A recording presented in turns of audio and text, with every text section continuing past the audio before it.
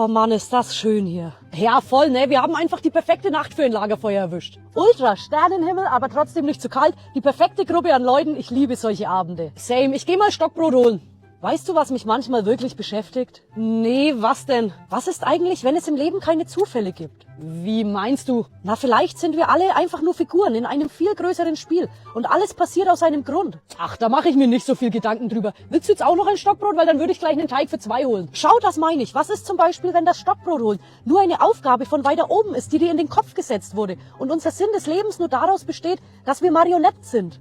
Vielleicht solltest du dich mal mit hier auf die Bank setzen. Du warst ja jetzt da ziemlich lange im Rauch gesessen. Und dann, wenn du das Stockbrot machst, verändert es sich immer wieder im Feuer. Ja, das ist der Sinn eines Stockbrots, damit man es dann essen kann. Du hältst es übers Feuer, drehst es, schaust es mehrmals an, aber du weißt nie, ob es innen drin perfekt ist. Naja, wenn es innen noch nicht fertig ist, dann esse ich halt einfach schon mal die äußere Schicht und halte es dann nochmal drüber. Manchmal frage ich mich wirklich, ob wir überhaupt Kontrolle über unser Leben haben oder einfach unserem vorherbestimmten Schicksal folgen. Hey Lea, du müsstest uns mal kurz mit der Musikbox helfen. Oh ja, klar. Sorry, ich komme dann wieder. Sah aus, als ob du gerettet werden müsstest. Hat die irgendwas genommen oder ist die immer so? Keine Ahnung, ey. Ich werde mich da auf jeden Fall nicht mehr hinsetzen. Ich will einfach nur entspannt den Abend genießen.